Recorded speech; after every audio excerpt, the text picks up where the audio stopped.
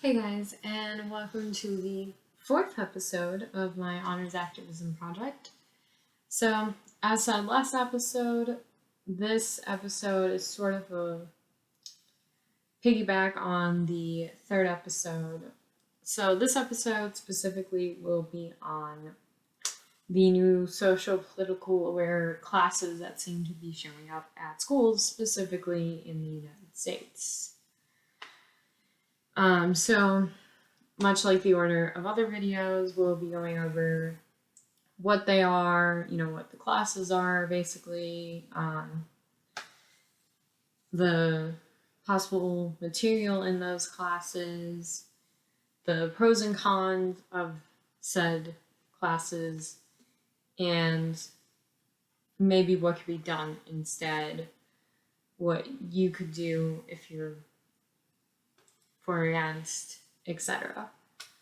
So we'll start with what they are. So for those of you who aren't aware, with the recent situations of the racial world, with BLM protests, the Asian American movement, we have seen many states that are trying to pass laws for schools to be forced to teach these more politically, socially aware classes about, Asian American history or African American history. And they're also doing this not only for races, but also for different gender identifications and the LGBTQ community as well. So they're doing some LGBTQ classes.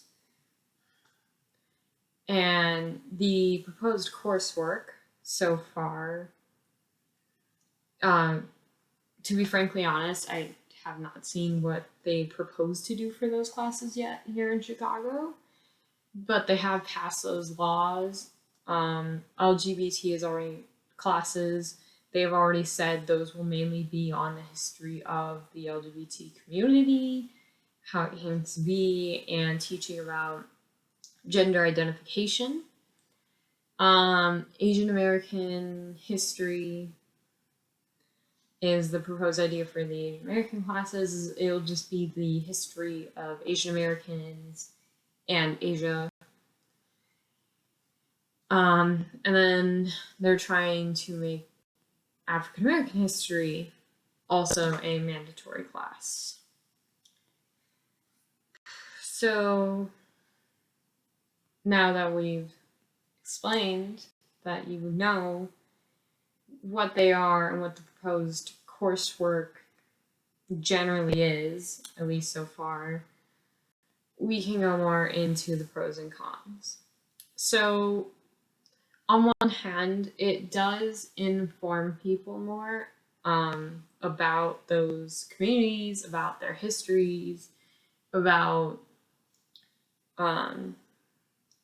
certain things that had to happen, possibly certain events that occurred that were influenced from those groups. The LGBT class, of course, will help a lot with people who are still questioning or have not really issues, but are, questioning gender identification or their sexuality, and it'll probably give them more of a clear understanding.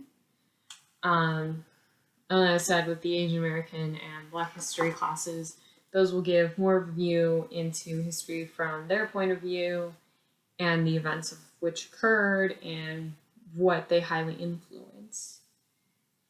The cons of this is the fact that this takes away from school. The purpose of education originally was that politics and social opinions were to be left out. School was for people to learn strictly the skills they needed in life. And by skills needed in life, like job skills or, reading and writing and simple mathematics, because, there are jobs that require mathematics, no matter how tiring it is for all of us to learn the quadratic formula. At some point in the higher levels, it actually becomes important. So, and it's this whole idea that it's supposed to be this safe environment where you aren't supposed to be brainwashed, per se, with ideas. Not saying that this is brainwashing, but it does very much borderline. It's on the border of the line of political and social opinions, because the classes are so free range currently and they don't have any strict coursework. They could potentially teach political things and misinform people, or just, again, they could teach them political things, which is something they have tried to avoid doing for forever in this country, and for good reason. Another thing with it taking away from school is the fact that they are trying to make these mandatory courses. For those of you who don't go to school in the States, we have to take a certain amount of mandatory courses to graduate. You need a certain amount of lit courses, lit being literature and language or composition. You need a certain amount of math classes, a certain amount of science classes. You need to take civics. You may or may not need to choose a career path depending on what school you go on. There are a lot of mandatory things to graduate. And so you have to fill all of those requirements. 2 electives, that's a big one. That's a big requirement. You have to take 2 electives.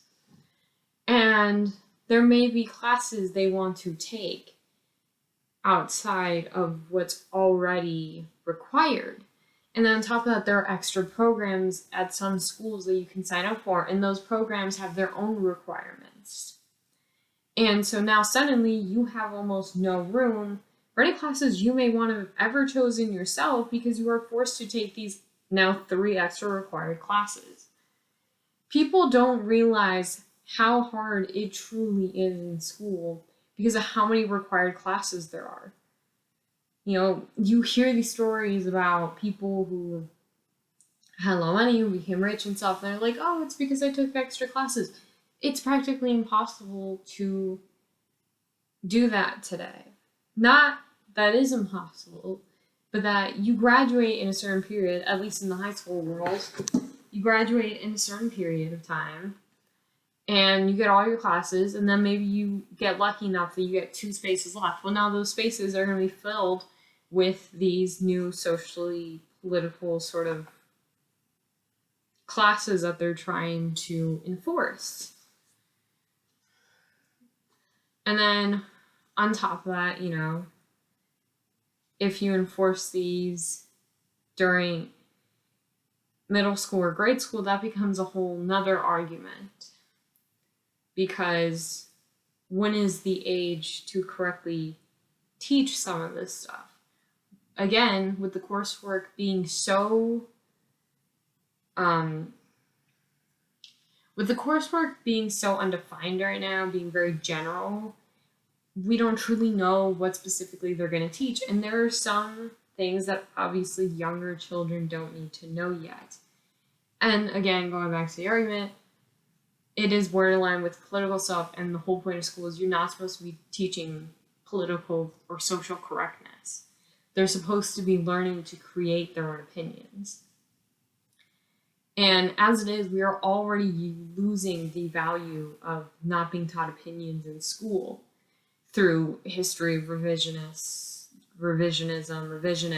you know, revising the books that you get taught with. And so then on top of that, you want to add these classes that may change their opinion or may force upon an opinion. Young children especially are very impressionable. And so for them to be taught this, they may think for the rest of their lives that this is like the only thing.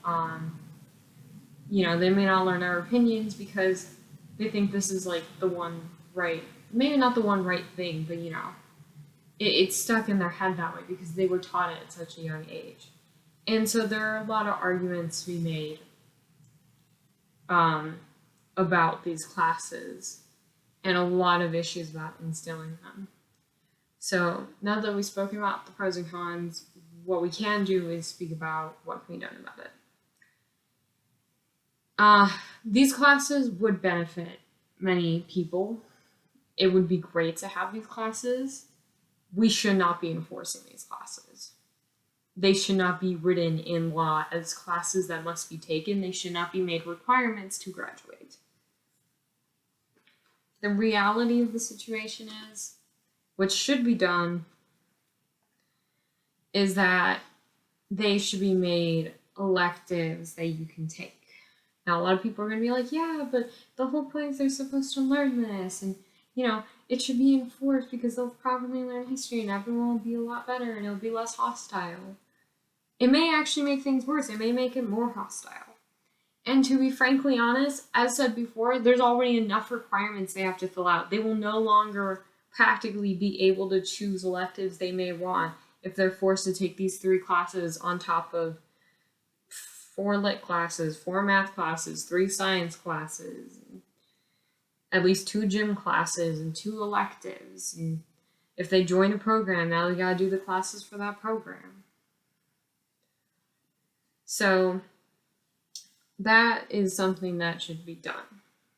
Specifically what people could do in that situation, because obviously you are not the lawmakers as the normal citizen, but you can request for petitions and for things to be added to the ballot as a citizen. And so for people who may not want this class to be a requirement but think it'd be very useful, that is something you could do. Is you could ask for it to be put on the ballot for the next election for vote. So you can vote on whether these classes should be enforced or not. It would be great to have them exist. Yes, they should be around. People could find use in them. People could learn a lot from them. But they shouldn't be forced because there are already so many requirements. It is very borderline. And school is supposed to be about kids choosing their paths, learning about opinions, and just learning to choose and analyze and criticize. We sort of take that away by forcing these classes. So overall, that's just something that can be done, is to make them non-requirements, but have them exist. For states that have already passed them as requirements, what you can do again as a citizen is get enough people and petition for a vote on the ballot whether they should be forced or not, because you can do that, which people forget quite a bit. Hopefully, though, from this video, you will have at least learned the pros and cons more of these classes and been a little bit more informed. If there's more information on the coursework, if anybody wants to correct me, go ahead. This is just from the information that's been released to my knowledge so far on these courses. So hopefully after explaining that and the pros and cons and a possible solution, this has been somewhat educational and at least something to help you think about decisions being made in your state about this, and to truly thoroughly think it through so it doesn't hurt your children or you, depending on your age, if you're a student watching this, friends, family, etc. But anyways, this has been the 4th video of my Honors Activism Project. I hope to see you all another time.